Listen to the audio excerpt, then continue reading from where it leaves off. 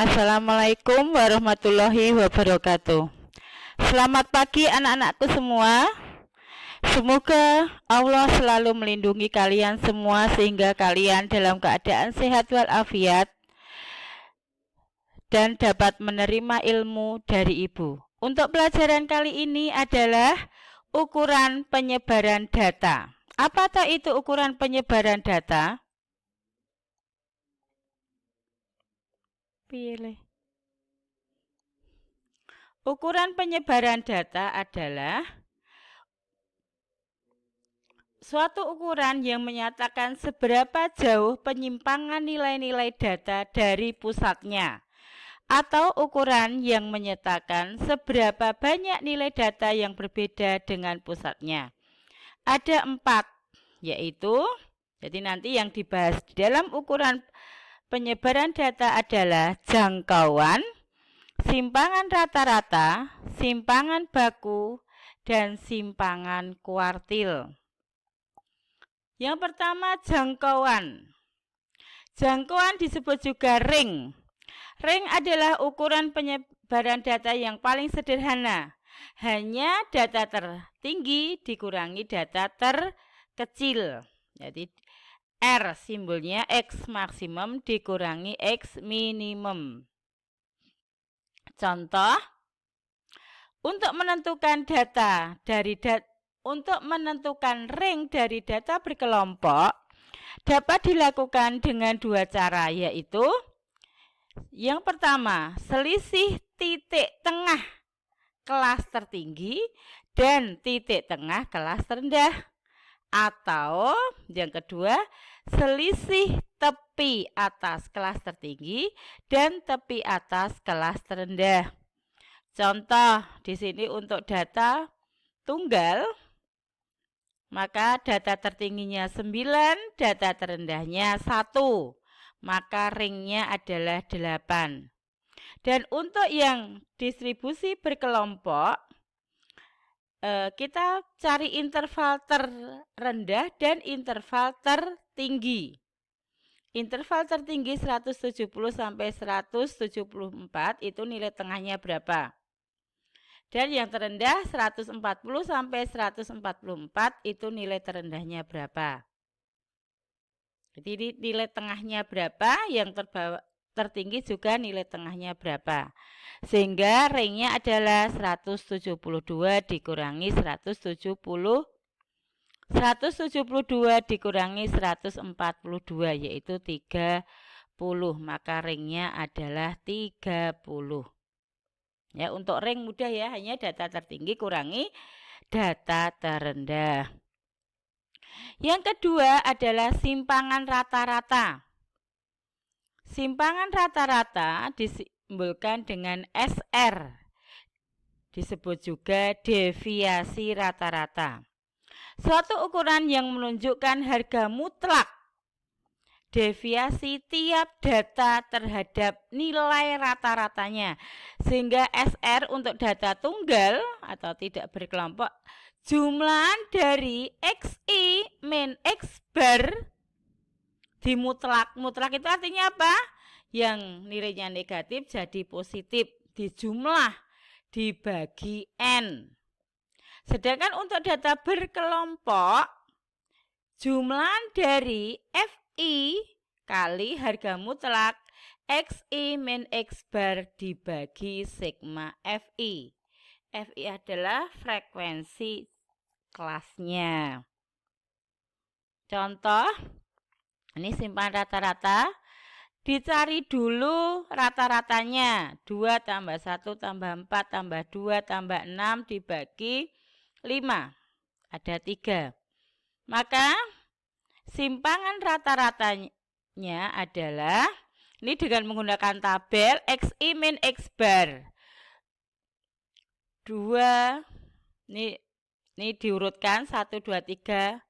1, 2, 2, 4, 6, ini dikurangi.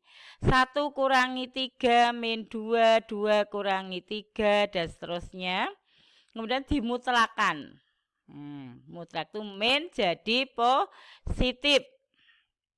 Maka jumlahnya adalah 8. Maka SR-nya 8 dibagi 5, 1,6. Untuk data berkelompok, ini kamu mencari rata-rata dulu, berarti 40 sampai 49, XI-nya berapa? Nilai tengahnya berapa? Ya. Kemudian mencari rata-rata dulu, FI kali XI. Jadi ini dikalikan, ternyata rata-ratanya 65,67. Ini di pelajaran kemarin harus tahu rata-rata itu. Kemudian kamu cari harga mutlak XI min X bar. Jadi 44,5 dikurangi 65,67 dimutlakan, diubah jadi positif. Ya, ini. Kemudian dikalikan frekuensi dengan XI min X bar dikalikan. Ini terus baru dijumlah. Maka SR-nya adalah jumlah yang terakhir ini dibagi jumlah frekuensinya, yaitu 331,70 dibagi 30, 11,06.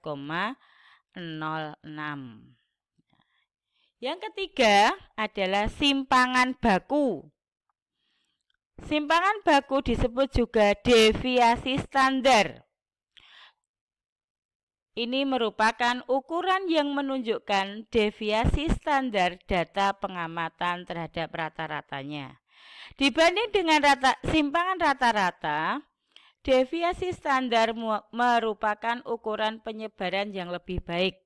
Karena ukuran ini tidak menggunakan asumsi nilai mutlak terhadap deviasi, melainkan asumsi kuadrat dari deviasi.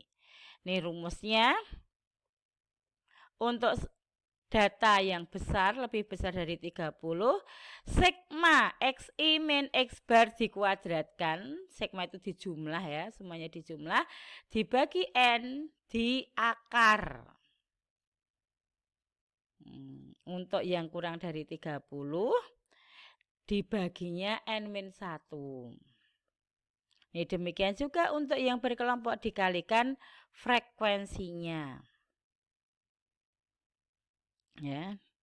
Ini harus tahu dan dihafalkan. Contoh, untuk data yang kecil, deviasi standar, pertama yang kamu cari adalah rata-ratanya dulu.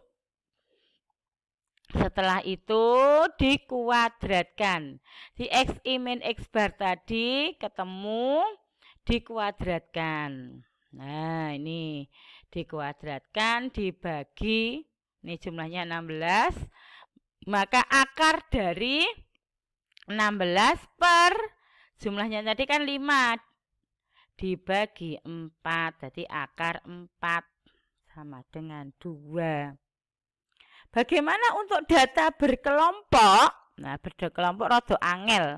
Rada angele ngapa? Dadak nguadratke.